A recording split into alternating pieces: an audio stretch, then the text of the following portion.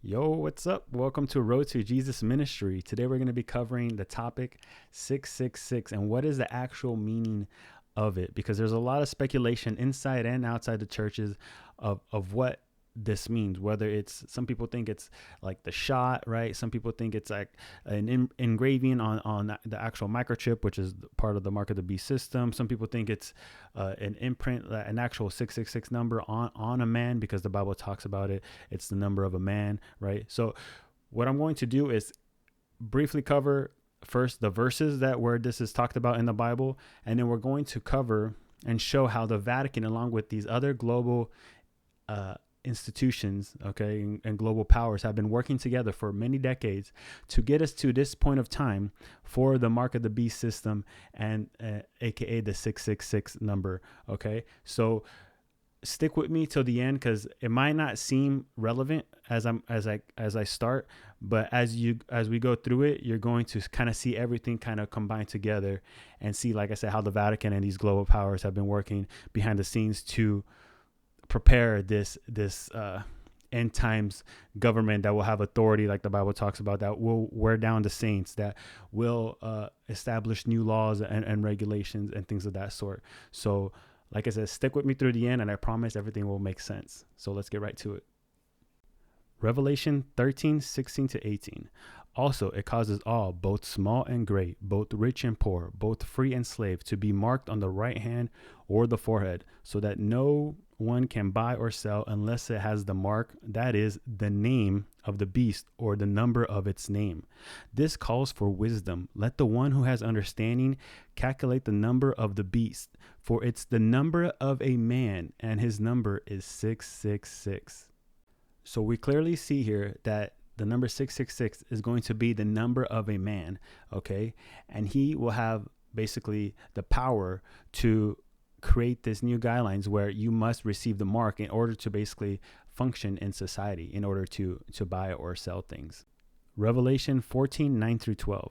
And another angel, a third, followed them, saying with a loud voice, if anyone worships the beast and its image and receives a mark on his forehead or his hand, he also will drink the wine of God's wrath, poured full strength into the cup of his anger, and he will be tormented with fire and sulfur in the presence of the holy angels and in the presence of the Lamb.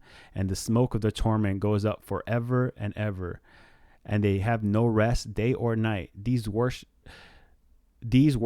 of the beast and its image, and whoever receives the mark of its name. Here is the call for the endurance of the saints, those who keep up the commandments of God and their faith in Jesus. Revelation 13:5-8. And the beast was given a mouth, uttering haughty and blasphemous words, and it was allowed to exercise authority for 42 months. It opened its mouth and uttered blasphemies against God, blaspheming his name and his dwelling, that is, those who dwell in heaven. Also, it was allowed to make war on the saints and to conquer them. And authority was given it over every tribe and people and language and nation, and all who dwell on the earth will worship it. Everyone whose name has not been written before the foundation of the world in the book of life of the Lamb who was slain. All right, so on this verse, we clearly see, right, that this beast will have authority for 42 months, 3.5 years, right, to basically implement new regulations and guidelines, right? It acts as a representative of God, right? It's allowed to do whatever it wants for a temporary time before the return of Jesus, right? It even says towards the end here, it says, and it will also be allowed to make war with the saints and conquer them. So this beast system goes on a global scale, right? And people that don't comply basically get persecuted, right? And authority was given to it over every tribe and people and language and nation who dwell on the earth. Okay, so every nation, there's no escaping what is coming, right? And this is why it says it will make war with the saints and conquer them, right? And what else does it say here? Yeah, so basically we see that it's a global system, and this beast system has authority to do everything it wants. And lastly, in the Old Testament, Daniel 7:25, he shall speak words against the Most High, and shall wear out the saints of the Most High, and shall think to change the times and the law, and they shall be given into his hand for a time, times, and half a time. So these end times, right? Daniel prophesied it in the Old Testament, and it exactly matches the last verse that we just covered, the 3.5 years, right? It's going to have authority for 42 months, which is 3.5 years, to establish its own system, right? Its full system, and it will conquer the saints. And in Daniel, we saw here, right? It shall speak against the Most High, so it'll have blasphemous words, so aka the Pope will come in as the fake Jesus, right? And it shall wear out the saints. Once again, it's talking about how it's going to wear us out. In the last verse that we saw, right? It says it will wear us out and conquer us, right? For a temporary time, right? And it shall think to change the times and the law. So it's going to have authority once again, okay, to change what the whole entire system, the new economy, the new regulations, what you must follow in order to continue to function in society. And I'm going over these verses specifically because everything, as I go through the historical stuff, to show you how the Pope and, like I said, all these global powers have been working behind the scenes for many decades to get us to this point, to establish this global regime, right? Everything's going to make more sense now that we're talking through this first.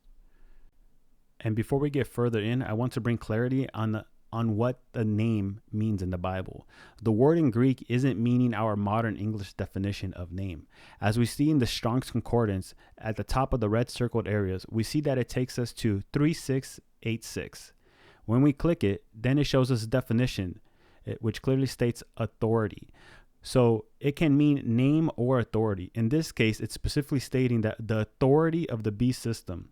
As we saw in earlier verses, the beast system will have authority to roll out the mark and change the law and the times. So just to add some verses in context, right?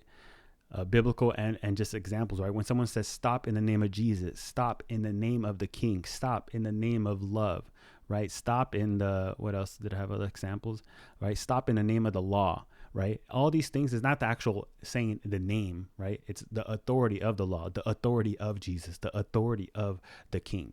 And now we're going to go over some biblical verses to kind of show how name means authority as well. Obviously, name means like my name is Gino, right? But it also means in the right context, authority, which is important to understand.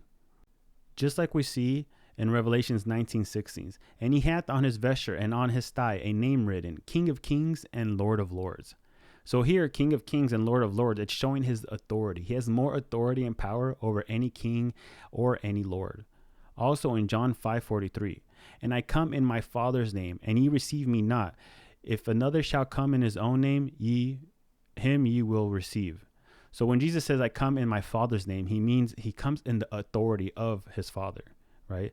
Another example is in Luke 19:38. Saying, blessed be the King that cometh in the name of the Lord, peace in heaven and glory the highest. Okay, so here it says, come in the authority of the Lord, when we put it in the right context.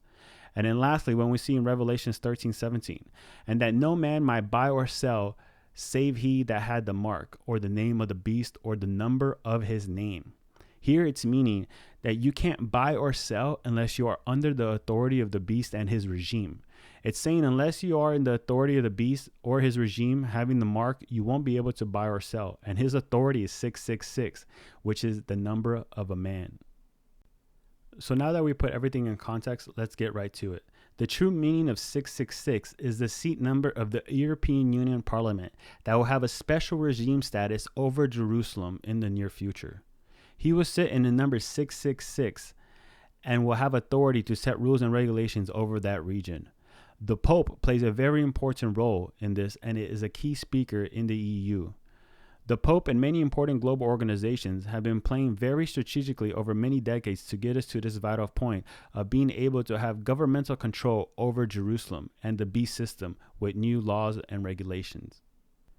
All right, so I hope you guys are still with me, okay? Because as I mentioned, I wanted to first go over the verses that explain this, right?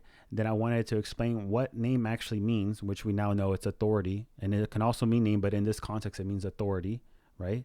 And as we saw in the earlier verses, that this beast system will have authority to change laws and regulations and to conquer the saints, right?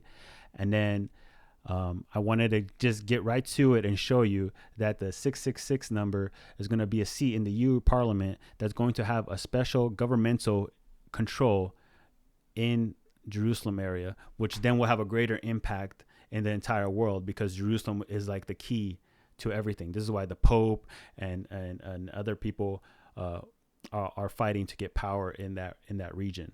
Okay.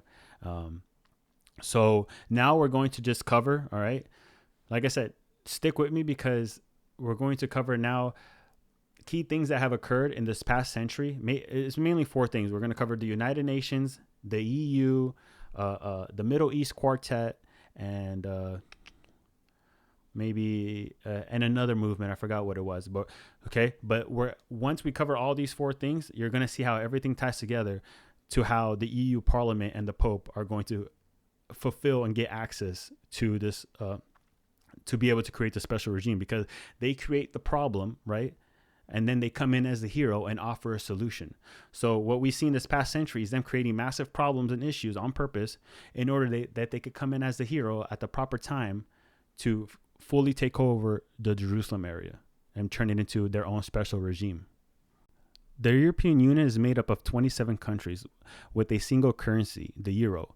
It's meant to boost economical and political aspects of the member of the European countries, with the main goal to bring and maintain peace and security. EU have an office that represents the West Bank and Gaza Strip, which are areas in Palestine/Israel. As we can see, they have a long-standing commitment to the vision of an independent and sovereign state of Palestine, living side by side with Israel in peace and security. EU is also one of the 4 major players that make up the Middle East Quartet, which is extremely critical in pursuing and pushing new guidelines and regulations in the Middle East. The quartet is comprised of the European Union, Russia, United Nations, and the United States. It was established in 2002 to facilitate Middle East peace process negotiations. And I'm not going to get too much into detail about this, but check out my 3 Kings Subdued video because this video will also make a lot of sense if you combine that video and this video together. You're gonna see the bigger picture of what's going on. So but I'm just gonna briefly just do a quick rundown. Basically, the 3 kings that get subdued are Russia, India, and China. Okay, and the G7 are the 7 heads of the beast. They are purposely targeting Russia right now, not only to destabilize their economy and things of that nature, but also so they can because right now Russia, as we saw, is part of the Middle East Quartet. They are one of the 4 important members on there, right? And Russia is also a permanent member on the United Nations. So on the United Nations Security Council. So now that the G7 is purposely causing drama and provoking Russia, right? They're going to have reason to finally be able to remove them from the Middle East Quartet and the United Nations Security Council with no issue, which then allows them, right, to usher in new regulations and guidelines in whatever they please, right, along with the Pope with no issue, because Russia's going to be fully kicked out because of all the drama that's going on, that's caused on purpose by the 7 heads of the beast, the G7. So as we're going to see in these following articles, how they are already working to accomplishing this goal. So as you can see, Congressman Cohen introduced a resolution to remove Russia from the United Nations Security Council. Congress wants to boot Russia from the United Nations Security Council. Helsinki Commission recommends kicking Russia off the United Nations Security Council. Ukraine demands Russia removal from the United Nations Security Council. So with the UN and the EU having the most influence in those regions, and the EU be heavily tied with the Arab League, we can see where this is heading and how the United Nations and the EU and the Pope are all going to combine together to establish their regime. The EU is specific to European countries. Meanwhile, the United Nations is worldwide. They both have the same motto and missions to ensure peace and security, which is pretty funny since 1 Thessalonians 5:1-3 mentions, "Now concerning the times and the seasons, brothers, you have no need to have anything written to you, for you yourselves are fully aware that the day of the Lord will come like a thief in the night. While people are saying there is peace and security, then sudden destruction will come upon them, and labor pains will come upon them as labor pains come upon a pregnant woman, and they will not escape." The United Nations was created in 1945. They're an intergovernmental organization whose stated purpose is to maintain international peace and security and be a center of harmonizing actions of nations. It's the world's largest and most familiar international organization. There are 193 member states and 2 permanent non-member observer states, Palestine and Vatican City/Holy See. Soon after the UN was created, the UN created a two-state solution, also known as the United Nations Resolution 181. This resolution in 1947 called for a partition of Palestine into 2 states, Arab and Jewish states, with the city of Jerusalem as a corpus separatum. Corpus separatum means city or region will be given special legal and political status different from its environment, but it falls short of being sovereign or independent city-state. As we see here, it states that the origin of the concept of corpus separatum, or international city for Jerusalem, has its origins in the Vatican's long-held position on Jerusalem and its concern for the protection of the holy places in the Holy Land, which predated the British Mandate. We see again the Holy See.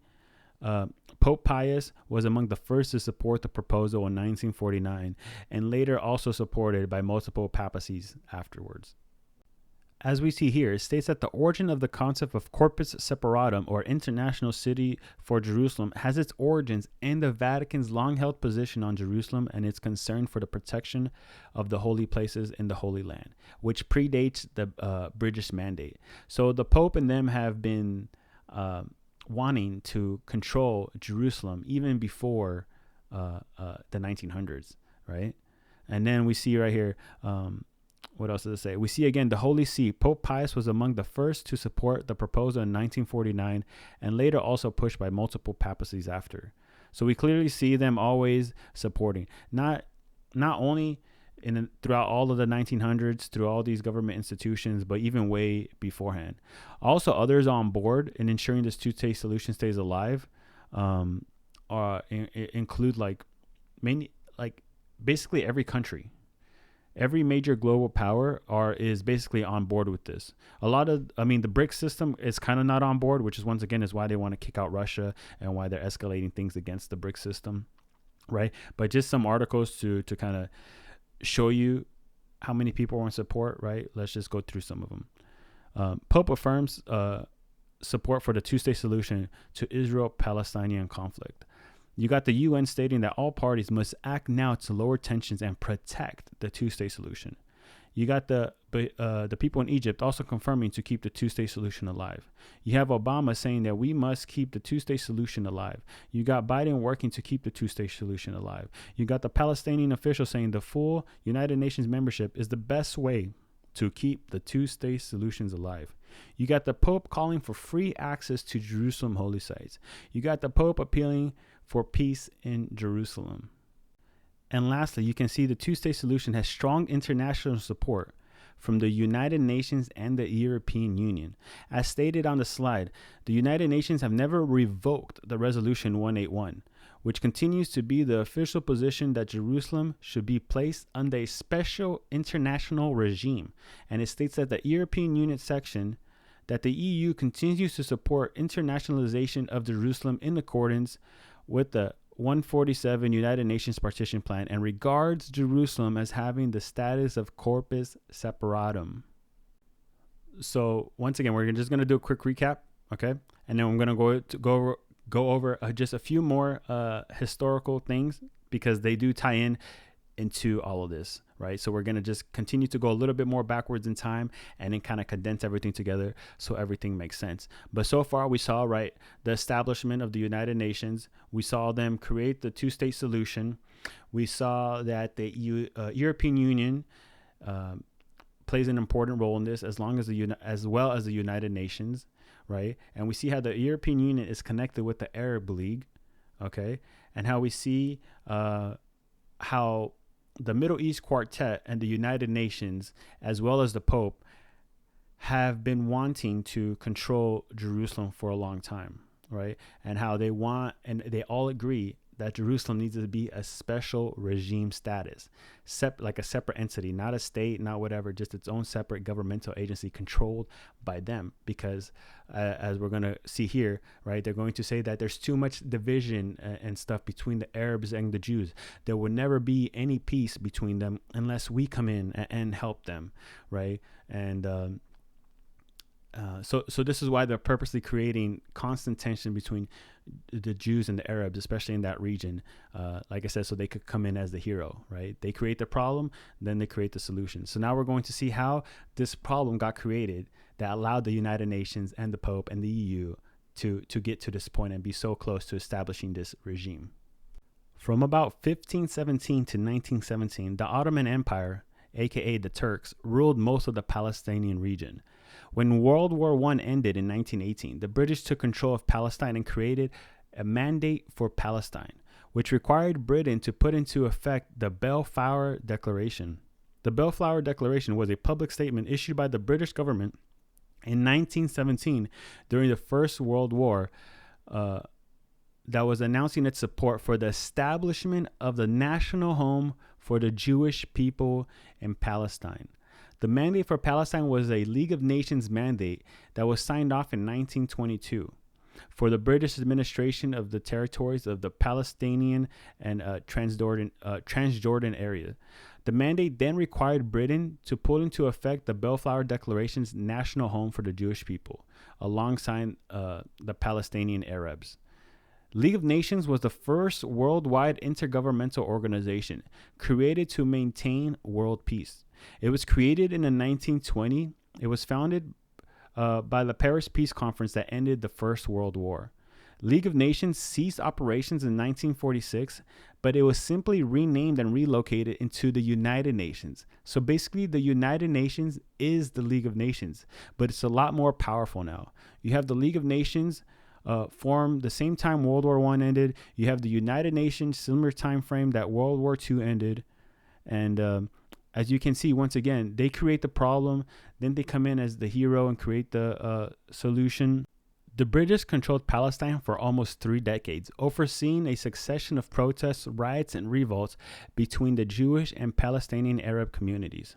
During the Mandate, the area saw the rise of 2 nationalist movements, the Jews and the Palestinian Arabs. Intercommunal conflict in Mandatory Palestine ultimately produced the 1936 to 1939 Arab Revolt in Palestine and the 1944 to 1948 Jewish insurgency in Mandatory Palestine. Which then takes us back to our key points we covered earlier in the video about the United Nations being created and coming in as the hero to offer the 2-state solution in 1947. As we see in this summary, after capturing Jerusalem in 1917, the United Kingdom was in control over Jerusalem, initially under a wartime administration, then as part of a Mandate for Palestine assigned to Britain in 1920. The Allied powers recognized the unique and religious interest in Jerusalem among the world's Abrahamic religions, and stipulated that the existing right and claims connected with it be safeguarded in perpetuity under the international guarantee. However, the Arabs and the Jews were in mortal dispute, and Britain sought the United Nations for help in resolving the issue, which is when the Resolution 181, aka the 2-state solution, was created in 1947. The historic claims of the Vatican were revived. From their point of view, this proposal was essential to safeguard Christian holy sites and was expressed as a call for the special international regime for the city of Jerusalem. The status was also confirmed in the United Nations Resolution 194 in 1948, which maintained the position that Jerusalem be made an international city. So just a quick recap, right? We saw that the Ottoman Empire had control over the Palestinian region for about 400 years, from the 1500s to the 1900s. During the World War I, right, the Britain kind of took over the Palestinian region, and they were able to create the Mandate for Palestine, which allowed them to create the Balfour Declaration, which allowed them to create this national homeland for the Jews and push the Jews back into the Palestinian region, which was no longer theirs, right? And the British Mandate for Palestine and stuff like that, where they kept pushing this for about 3 decades, and there a lot of conflicts started happening between Arabs and the Jews, right? And then they came in Then they ask the United Nations, hey, we need your help, right? And they come in as the hero and create this two-state solution, because the only way, as we saw, is them wanting control over Jerusalem to establish an intergovernmental body for them to establish whatever regulations they seem fit for peace and security, right? So now these last slides we're going to cover is going to tie in two more minor movements. Well, not minor, but briefly go over two more movements, right? That's kind of going to help you show how this conflict and tension purposely was created to get us to this point, to allow, like I said, the United Nations and then the EU and the Pope to be able to create this special regime over there. Zionism was created by Theodor Herzl in 1897. It's a nationalist movement that espouses the establishment and support for a homeland for the Jewish people, centered in the area roughly corresponding to what is known in Jewish tradition as the land of Israel, which corresponds to the region of Palestine. The primary goal of the Zionist movement was to establish the basis for a Jewish homeland in Palestine, and thereafter to consolidate it. The Zionist movement viewed this process as an ingathering of exiles, whereby Jews everywhere would have the right to immigrate to historical Palestine.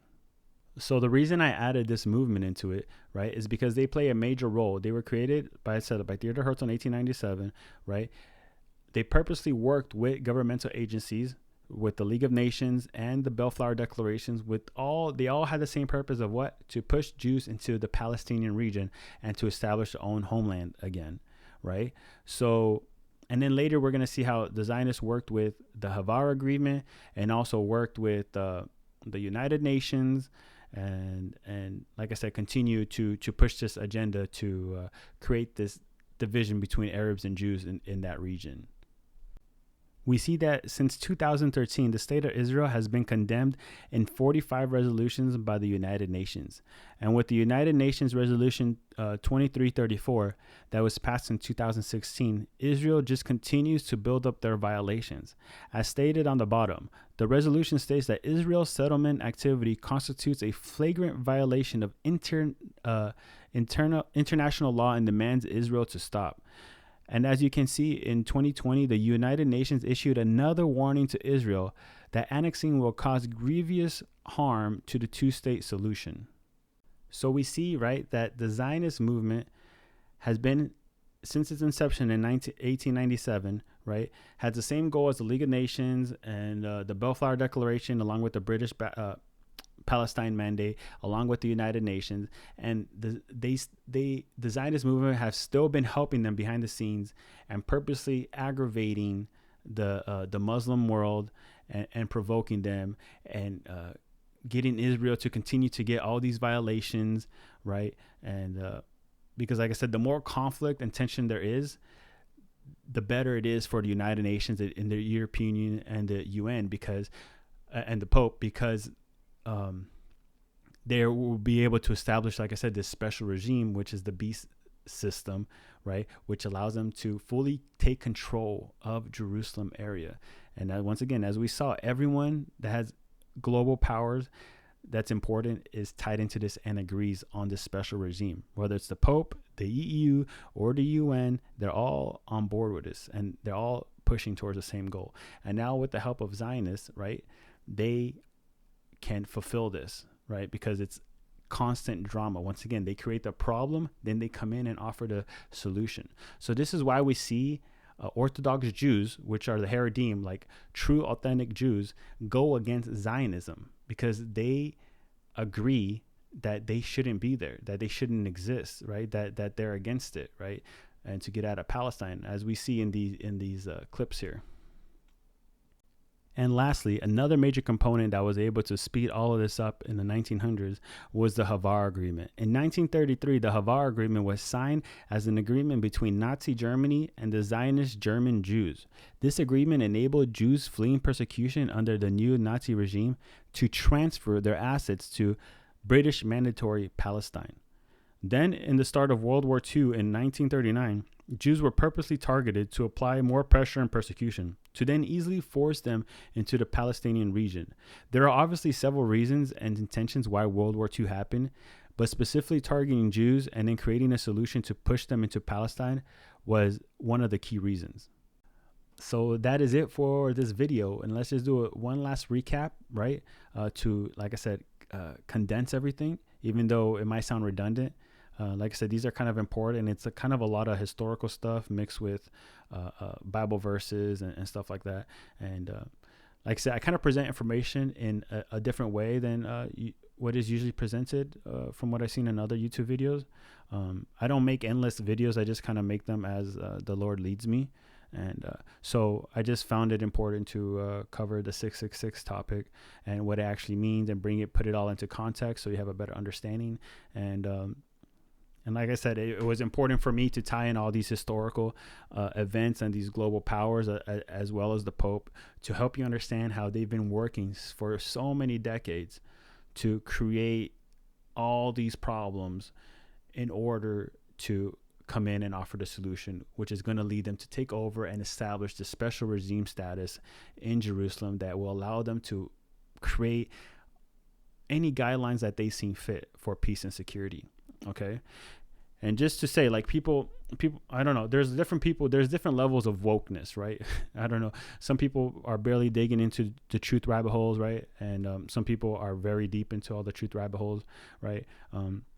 But as you read the Bible, and you're empowered by the Holy Spirit, and you see, and the Lord removes the scales from your eyes to see these global events and kind of tying everything together, it's kind of makes more sense to cover everything in a way like this, because as you see the mainstream media, as you see other events going on a global scale, and maybe, like I said, go watch my 3 Kings Subdued video if you haven't, and my other videos as well. But you're going to start understanding what's going on, the most deeper part of the onion, as you're peeling back. What are the most important things going on that is allowing, like I said, the Pope, right? Because we know there's 2 beasts in the Bible. There's the first beast and the second beast.